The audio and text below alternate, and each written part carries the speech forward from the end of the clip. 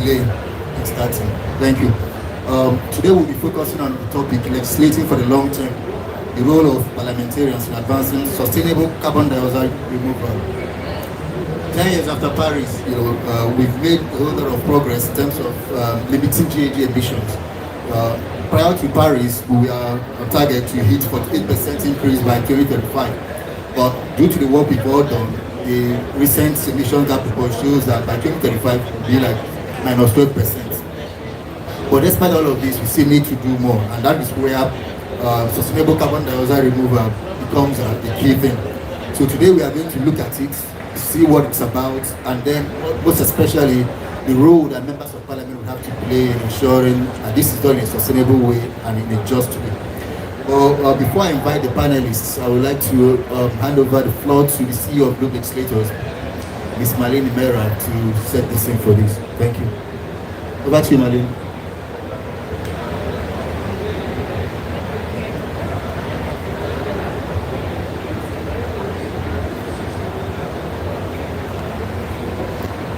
Yeah, hold on a bit, we can't hear you. Are you muted?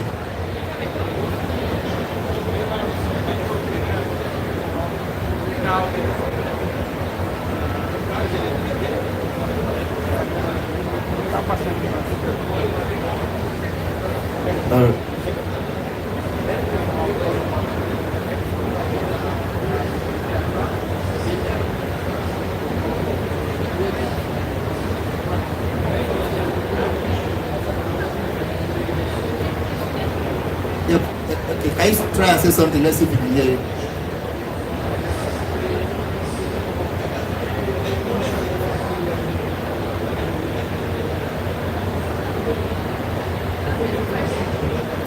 Try again, please.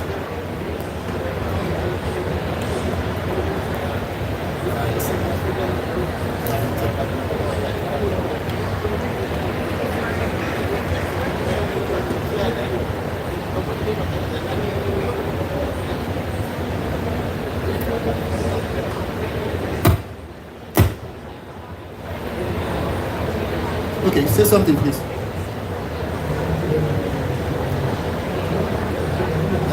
Yeah, she can't hear us again. I'm not sure if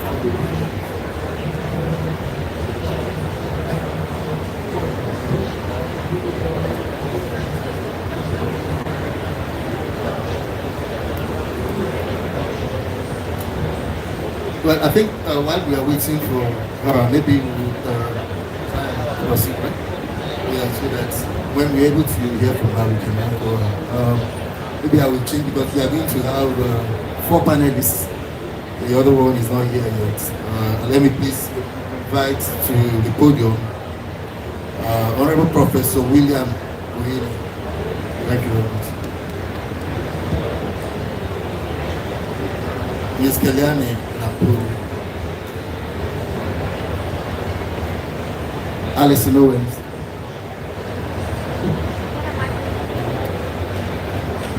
And Honorable Emmanuel Nashi.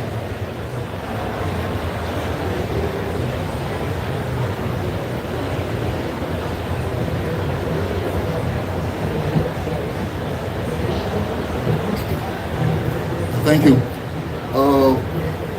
Yeah, let's start with Alison, so she can set the scene for us a little bit, since my lady wasn't able to deliver Alison. I was wondering if you could please try and provide maybe a 5-minute introduction to the concept of CDR and why it's relevant in this particular COP. Sure. Thank you so much for the invitation. My name is Alison Owens, and I work for a company called Pure. We're a nature-based solutions project developer, mostly focused in nature-based removals. We work in 20 countries around the world, in Europe, North America, South America, Africa, and Asia. And maybe to give a little bit of an intro to CDR and why it's so important at this COP, CDR really represents a range of technologies that have the power to sequester carbon from the atmosphere. And so that spans, as we can see on the back wall here, the nature-based type projects all the way to the kind of more engineered solutions like direct air capture and things like that. And basically what it represents is that we're actually removing carbon that's being emitted into the atmosphere. So after we've reduced all of the emissions that we can, and then, also ensure that we're not contributing to emission sources like ongoing deforestation. It provides an opportunity to actually permanently combat those emissions. And I think why it's been such a hot topic at COP30 and why the CDR 30 Pavilion is here is that we know that we need to be able to sequester about an additional 10 gigatons of carbon per year by 2050 in order to stay on the 1.5 degrees Celsius trajectory. Right now, I think we are sequestering about 2 gigatons per year, so there's a huge opportunity for us to scale up carbon dioxide removals and to do it quickly. And to do that, we really need to be using all of these technologies, investing in all of these technologies. As you may know, some of the technologies are really expensive today, and they're not at scale. And so we need governments investing, we need the private sector investing, et cetera, in order to get it to a point of scalability and to a cost that's reasonable. And I think under Article 6, you're seeing the opportunity, obviously, to generate reductions and removals, and so it presents an opportunity not only for countries but also for project developers like the company that I work for to invest in projects that are contributing to that 10 gigaton number that we need to be hitting each and every year. Thank you very much. I do also know that nature-based solutions is a critical aspect of CDR, right? And then I'm going to come over to you, Prof. In your opinion, what do you think members of parliament can do in terms of trying to advance these conversations? For instance, I'm aware that in the DRC, there is a project which was actually enacted as part of law on the Green Corridor, right? Could you please speak to us a little bit about it and how you think members of parliament can play an important role?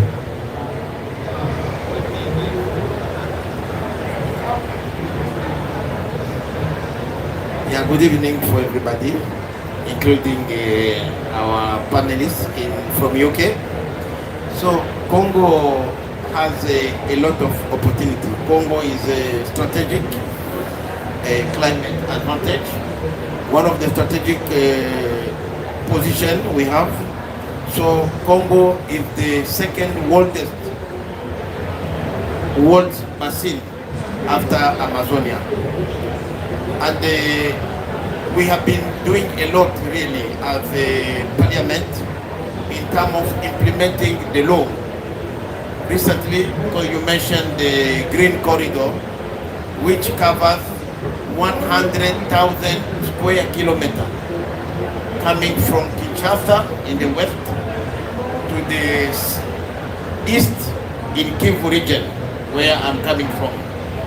And this Green Corridor is supposed to create over 500,000 employment. So what we have seen even here at COP30, there are many initiatives taken which are very good, but these initiatives should be sustained by some legislation. I give an example.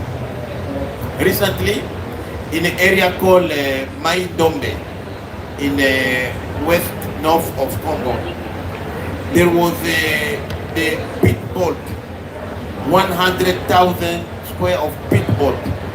Just one guy came with a cigarette, he was smoking, he threw out the cigarette, and this destroyed all this pit bolt. Why? To renew this one, it can take not less than 50 to 100 years. Why? Because there is no legislation which forbid anyone to throw out the cigarette. You see? So that's why I'm thinking about setting up a coalition of legislators to accompany all these initiatives. So when they become a law, people are afraid. Because if there is no law, I don't care. And in my country we say each person is supposed to know the law. Article 5 of the Congolese Constitution. You must know the law. But if you don't know the law, you are not punishable. So the role of legislators is a key role. I'm glad to have my colleagues here. I think we can start also to have a coalition, a lobby of legislators to make sure that everything we are discussing, all these initiatives we are taking are sustained by the law, because the climate change becomes a health crisis today. There is a risk that the world can disappear. So we have to take this matter very seriously. Thank you very much. Ellen, I'll come to you in a minute, but just to pick up from what you said about what the members of parliament can do, we do know that whether you're talking about nature-based solutions or you're talking about using technology, there is need to have standards, some safeguards, and it's also the importance of justice being mainstreamed into the entire process. And all of this wouldn't be possible without communication with the constituencies. Members of parliament are key aspects of this. And so, Honorable, I want to come to you now to ask, in terms of engagement with your constituency, you have examples that you can give, or generally what you think should be the way members of parliament can help advance this conversation in terms of engagement with their constituencies.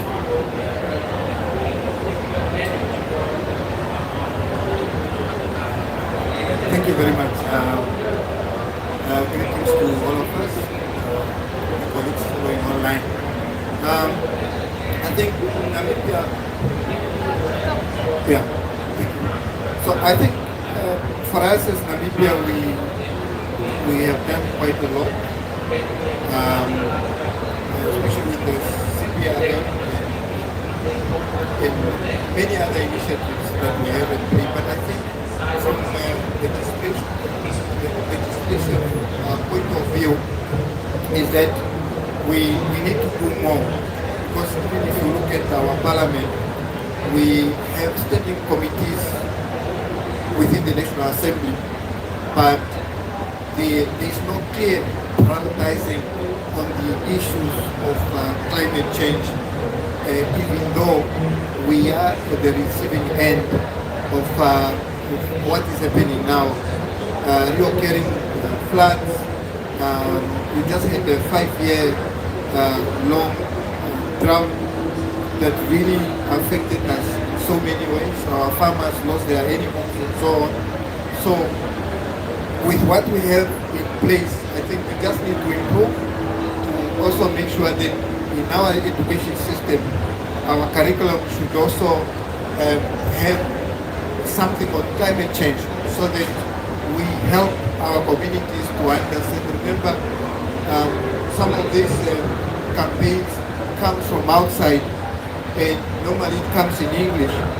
And at the end of the day, it's only those that are in urban centers that are a bit exposed to the conversation, what is happening at the global stage. But in rural Namibia or rural Africa, we need to simplify the message, we need to simplify the gospel in order for us to make sure that all of us, urban and rural, we are on the same wavelength to understand what is going on. But the other thing also with the parliamentary committees that we have, I serve the Parliamentary Committee of Natural Resource, but the natural resource is just covering the natural resources underground, on the ground and in the space, but the issues of climate change, I think within the committee, perhaps we should have an ad hoc committee with a dedicated number of members of the main committee, so that we don't remain behind, so that we are able to keep in touch with the colleagues in DRC, in Kenya,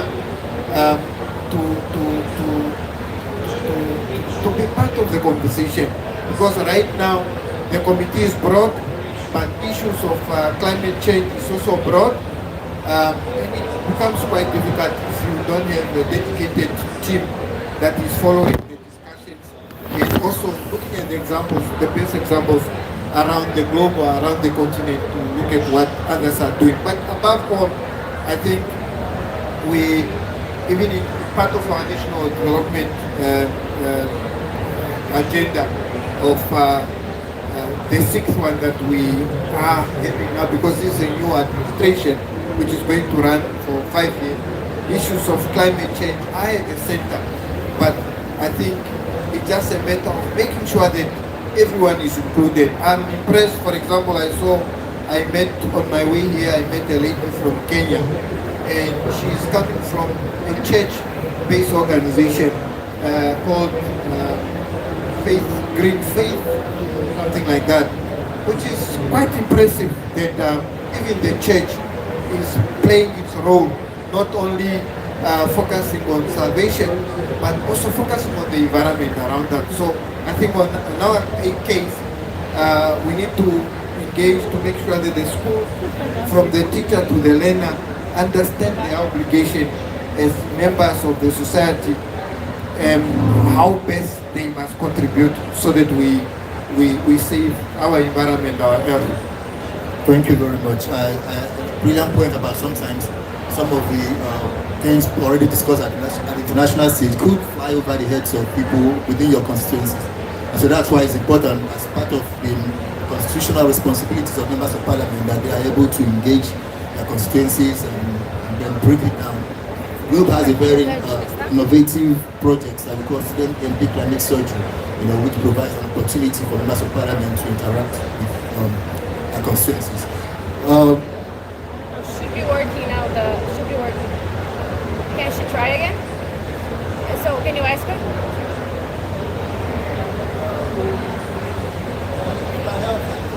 No, you can talk with the microphone. I think it's easier because. Hello, can you talk again? Hello, my lady. Can you say hello? Let's know if we can hear you now.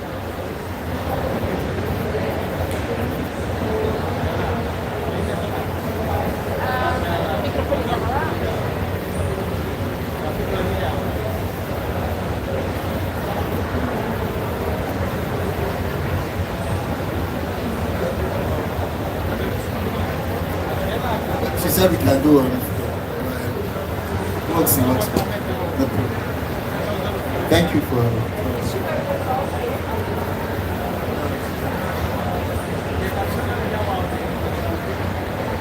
Not muted. All right, let me come over to you, Keliani. You recently authored a book for Globe on 6 and Ghana market. But apart from that, you've had quite a number of experiences in all of this. And so my question to you would be, from your experiences working across carbon markets, what one thing do you think parliamentarians should focus on first when integrating CDR into national climate policies?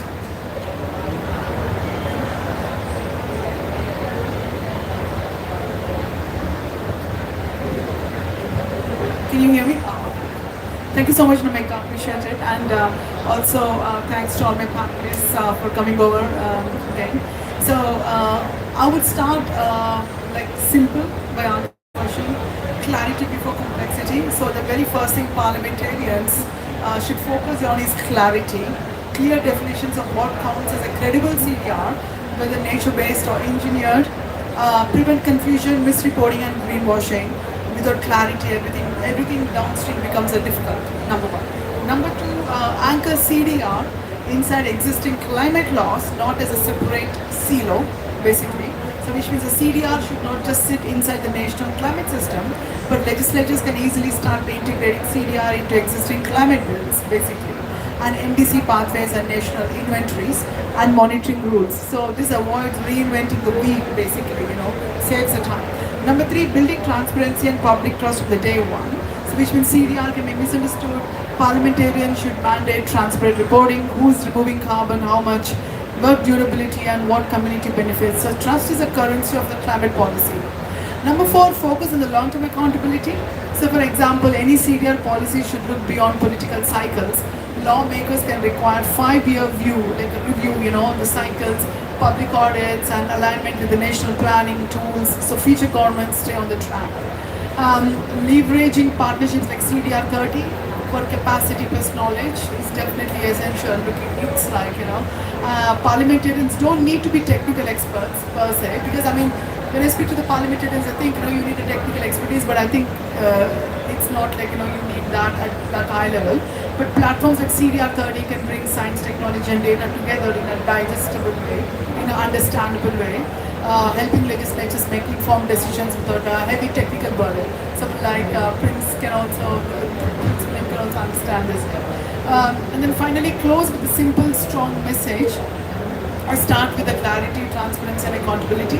and build from there. If parliamentarians set these foundations, the rest of the CDR ecosystem, I think, can grow more responsible. From mine. That's it. Thank you.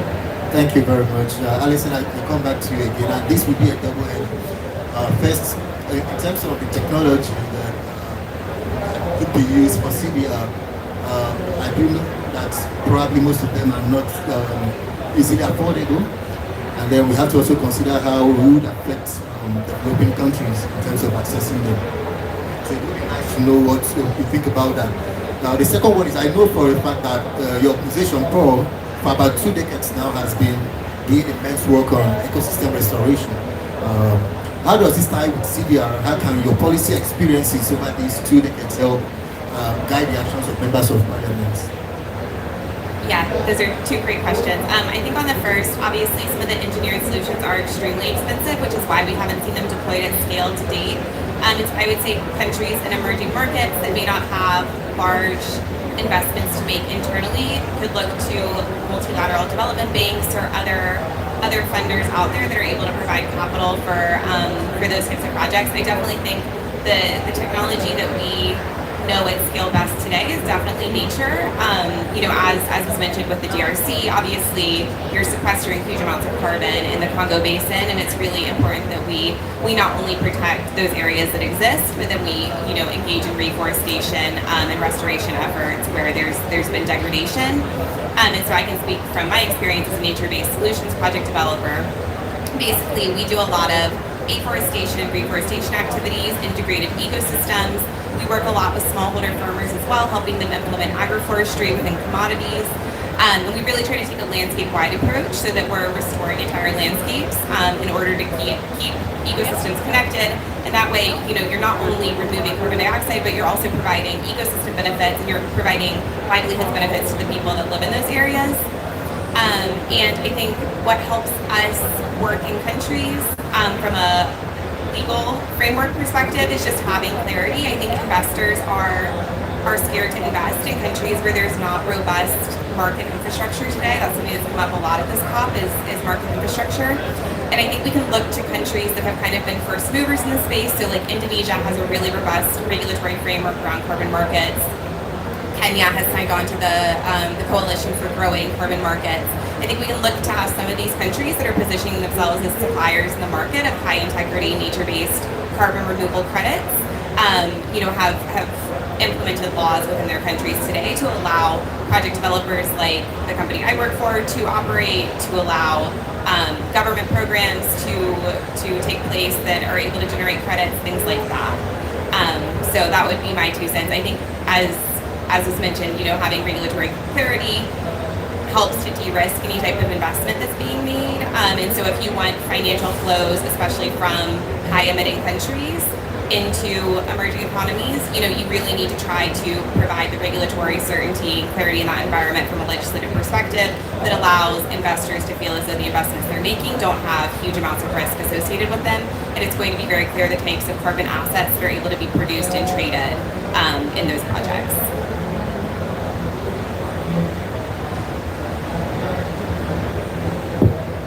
Yeah, I do think that it's important for members of parliament to be able to ensure that we have strong regulatory frameworks, because without that, you wouldn't have any investor coming in. And so I'm going to come back to MPs. A same question for both of you. In addition to ensuring that we have the proper regulatory frameworks, how exactly are you going to work, or if you have an example of the one that you've already done, in terms of ensuring that there are safeguards that protect not just the environment here, but also the people within the constituencies and the country? My colleague here from Namibia was talking about the Commission of Natural Resources. Exactly, I'm a member of the Bureau of the Commission in charge of environment, which includes also natural resources. And in Congo, when you are a member of parliament, your mandate is national. It's not only my constituency. So my power is at the national level. So constituency is part of the country. But if we come back to the role of a parliament and the political leadership, because I must say here that we are members of parliament, but not all of us, we are committed on protecting environment. There are some colleagues even who laugh on me, say, why do you think you can change this world, live on your own? So we don't have the same view. But generally, a strong legislative frameworks help ensure that climate projects are transparent. Project communities and they deliver real development outcomes. Clear national rules give confidence to investors and international partners. But today you cannot talk about climate change without developed countries. I see here now we are negotiating underdeveloped countries we are protecting the climate and the people who are making pollution, so developed countries. So we need to work together. Aligning like CDR with national developing goals. CDR should normally reinforce, not replace Congo's priority. Forest protection, livelihood, support employment creation and energy activity. Because when communities get some benefit from what they are doing to protect the environment, you don't need police, you don't need eco guns, because these will be the real people who will protect the forest, because they know. For example, I give an example. I live in the village. In the village, people, for cooking, for living, they have to cut a tree to have fire, to have wood. So when you come with such project to protect environment, you should think about giving them, for example, energy, giving them something in exchange. So this will be the best protector of the forest. That's why pygmies and all these people, for us, we do value our contribution in protecting the forest. Of course, a balanced approach ensures climate action, support economic growth. Even if you think today, I think platforms like CDR 30 can support capacity building, data transparency, and knowledge sharing for emergency CDR solution. They help policymakers, we are colleagues and others, to evaluate what is credible, what is scandal, and what is beneficial for the people. Thank you very much. Yeah, thank you very much.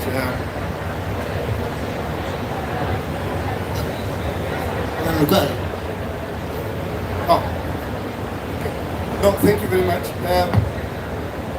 I think in addition, if I can also come into it, I think one role that we need to also play as lawmakers is to be proactive in terms of putting the necessary laws in place.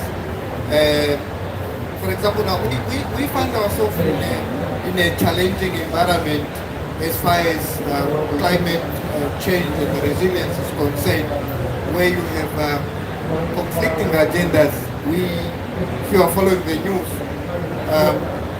we do have many oil and gas companies that are flocking to Namibia, maybe up to 8, and many at this point in time they have discovered quite a good volume of oil and gas of economic value. So, meaning anytime soon they will be starting with the extracting of the resource. Now, with unemployment, all the economic challenges that are facing you, you can't really say, oh no, hold on. But I think what we can do now as lawmakers, for example, we can look at our tax regime laws in place, where we say now electrical vehicles, for example, at this point in time are quite expensive. What can we do with our tax regime and so on to make sure that electrical vehicles are cheaper and affordable, so that at the end of the day we are able to reduce emissions. The other thing, for example, what we can do as Namibians is that we are the third uranium producer, or the country with the uranium deposit, and uranium is one of those resources. then are clean and green. Definitely the priority is to focus on what is good for all of us. So at the end of the day, we are able to have quite sufficient energy through various means of producing energy for ourselves, be it floating nuclear power station, obviously partnering up with the colleagues with the right technology. That way we are able to minimize the emission. I think those are some of the best interventions that we can have. Also, with community-based conservancies, instead of just focusing the communities, focusing on making profit from trophy hunting and all that, we also need to look at innovative ideas. For example, like my senior was talking about cutting down the trees. We have the best sunshine throughout 12 months of the year. Again, perhaps solar energy is quite the best way to go. But the unfortunate part, still expensive, especially in Africa. Still not that affordable. But for us, it's just to be proactive and involve everyone in partnering up to push and make sure that our institutions that are entrusted to make sure that our environment is protected, because we also have an obligation to take an oath to protect and defend the interests and aspirations of our constitution, and our constitution calls us to make sure that we protect the environment that we live in. So anything that is good for our environment, for our community, that can also address the inequalities that we have, requires a proactive lawmaker that is able to go to the community and understand, and not just in an air-conditioned room, but to go to the community and truly understand what is happening there and feel also the effects of climate change, like I mentioned earlier. Because if you are not on the ground, if you are detached, you won't really be able to understand. And then you take it through, be it in education, be it with the police, so on as law enforcement, in the areas where people are cutting down trees because they have no choice. What we do? What type of trees should we replace the tree that we have cut down? So planting trees, for example, should also be, we must enforce laws that requires our community members to live a sustainable life.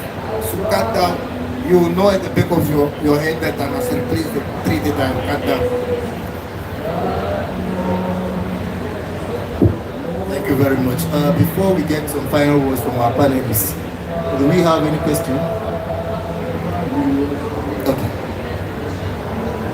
First of all, I would like to very apologize for the technical issues. But as a Brazilian, I think I saw a lot of similarities with what you were discussing. And one point that I think is super important and I wanted to discuss with you is the bottom-up approach or the top-down. Because I think a lot of times you say legislation, it should be like top-down, so you impose the legislation and then you need to enforce it. But I also liked your speech very much and your point that you need to go to the communities and bring a bottom-up approach as well. So I was wondering to understand a little bit how to bring this mix of bottom-up and top-down approach, especially in a very different countries' context. Okay. Of course, yeah. We must say that it depends on each country, but normally we as the members of parliament, we are elected. So we have some commitment in front of our people, our community. And among this commitment is also to give them better future. So the fight against the heat of the climate is one of the obligations of any legislator should do. When you come, for example, to community benefits and equity, the communities must see real benefit, income, jobs, and share the revenue from the carbon project, for example. Because it's impossible to tell someone to make some sacrifice without anything. That's why when we make the law, we must make sure that the law we are setting up will make our people comfortable. Otherwise, they will reject you. And we are living on the same planet. We need also, and this is the message which I can profit to send to the international community. For example, Congo is committed to climate leadership and welcomes partnership based on fairness, respect, and shared responsibility. Global finance must come with integrity and support Africa's development needs. These are talking points which we are discussing now here in Belém. Because if there is no compensation against the sacrifice we are doing, nothing will be, and then we will go to disaster. I mentioned here earlier that the climate change is a health issue now. It's a crisis. So we should not play with it. We signed in Paris in 2015 an agreement. If you look at this agreement, point 9 bis, it says that developed countries must make compensation, must support some project. But if we look, we make evaluation, 10 years later, really I can say maybe not even 30% of the commitment have been met.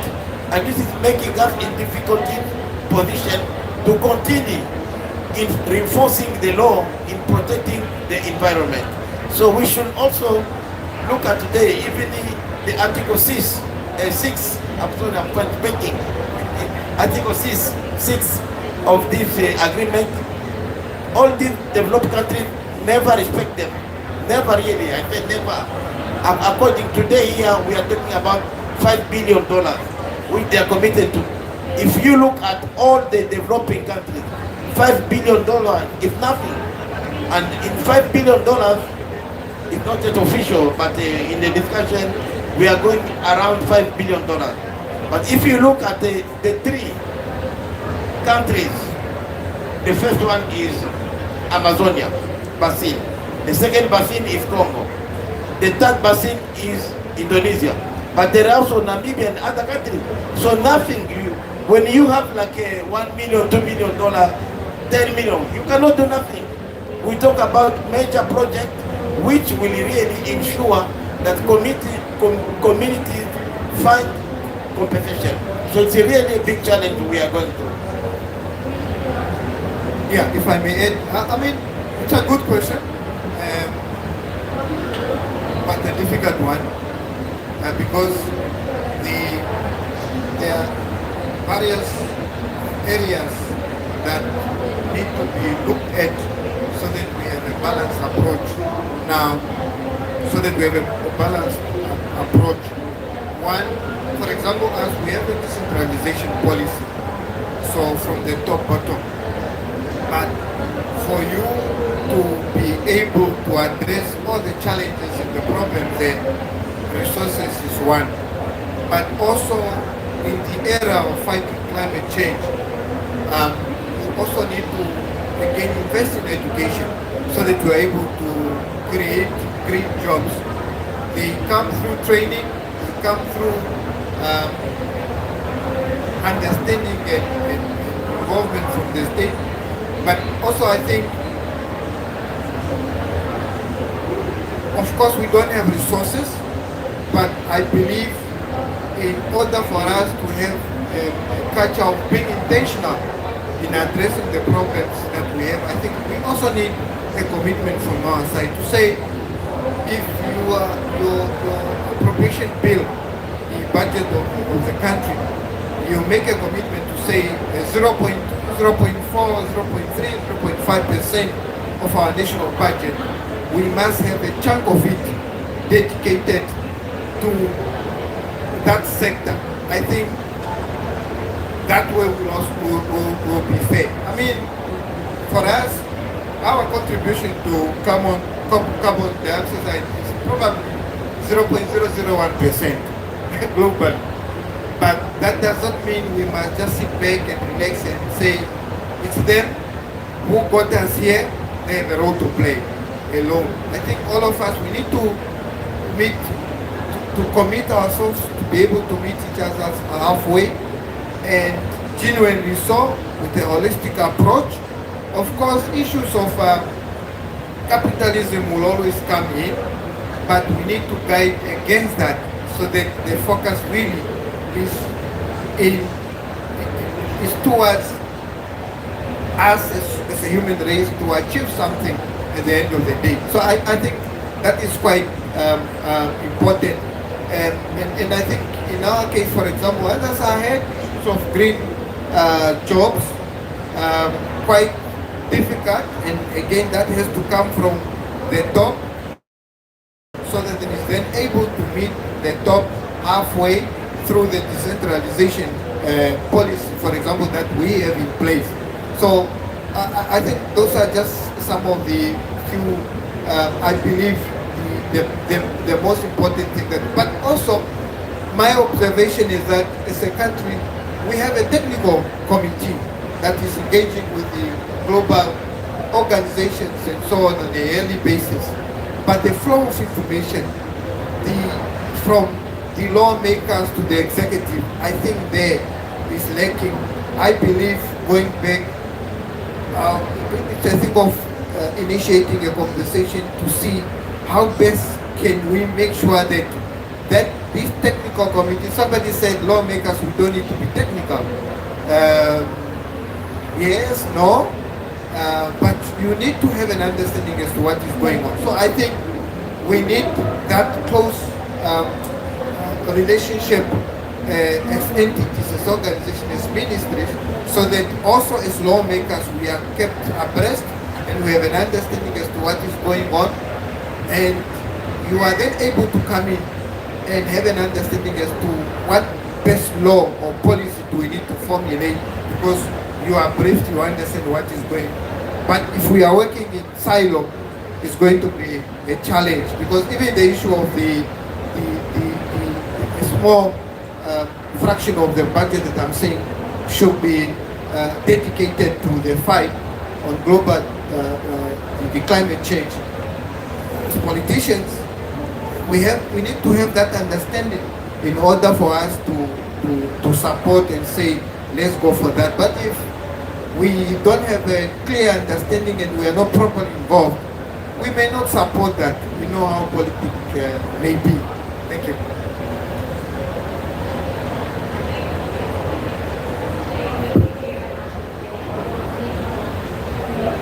Hello. Okay. Maybe just to comment on a couple of points and your original question. So I think to your point on finance, there's obviously a huge role for private finance, I think, to play in addition to public funding, because it's very clear that today there's not enough public funding to go around in order to actually make the impact on climate change that we need to be making. So I think, thinking about how private companies can engage in the Article 6 markets in country, in projects in countries is really important. And also kind of to your point about oil and gas in Namibia, I think we've seen a lot of instances where oil and gas companies are required to pay for the impacts that they have, and one of the ways that they've been doing that is through investing in carbon projects. And while that might not be the most glamorous way to talk about carbon project development, because oil and gas as an industry has a lot of issues, at the end of the day, if they're paying for some of the negative impacts they're having on the world through good projects, I think it's a benefit to society ultimately. On the top down or bottom up question, I would say as a project developer, it's important to us that both of those things are happening in concert. So we talked about a little bit not reinventing the wheel, because there are all of these international carbon standards in the market that kind of define what best practice is, right, to ensure that we're protecting communities, that we're creating multiple streams of benefits for communities, multiple streams of income, that we're protecting the environment and restoring the environment. And so I think for legislators, there's a lot of different frameworks that already exist in the market to draw best practices from. But then in terms of kind of the field reality, what we do when we go to develop a carbon project is we really spend a lot of time in the field reaching communities. There's very strict community engagement requirements that we follow. We also follow free, prior, and informed consent to ensure that anybody participating in a project is very aware of what their participation means, what they're signing up for, and the fact that carbon would then be sold as a credit or something like that.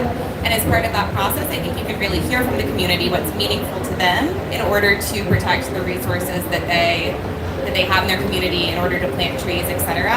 And I think what works well in general is being able to provide multiple income streams to people, because everybody needs money to survive ultimately, and so not only having revenue generation potential and benefit sharing potential from carbon credit sales, but then also maybe if you're doing a reforestation project, being able to plant some trees that are fruit trees or something like that, it can create additional income streams for farmers.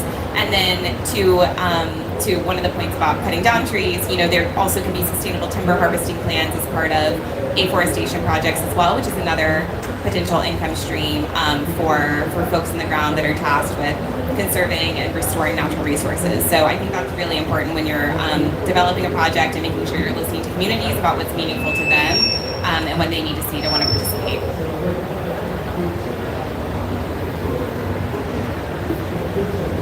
Any final words? Okay. Any other question? Anyway, we are almost out of time. Yeah, well, I think Elijah also wants to go to, and they've already done a great job trying to analyze it. I think what's important is that we've all noted that members of parliament have a key role to play in all of this, and for some countries they are lacking the technical capacity to be able to fully understand and be able to execute this. On the issue of bottom-up approach to this, another way that we can handle this is through by bringing in subnational parliaments, for them to also be part of the process. I find that, for instance, in Nigeria, one of the things I've started doing is to try to get the subnational involved in all of the processes, because if you do just the national level, then you find that you can't really implement, because the environment is under, it's not on the exclusive list for the federal government.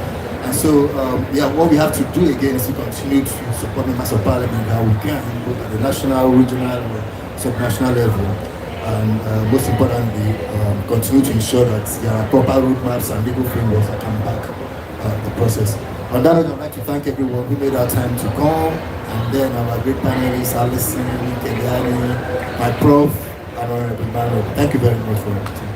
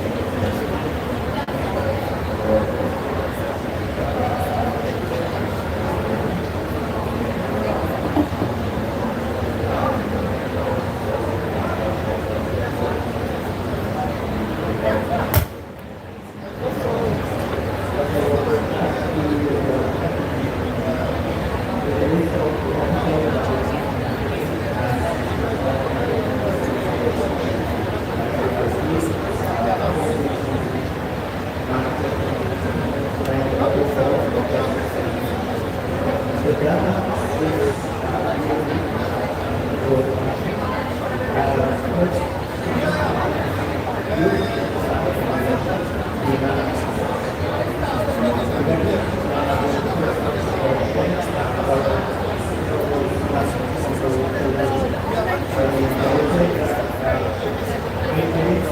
has so many problematic because, technology is the technical issue. Why should you enjoy what is the problem?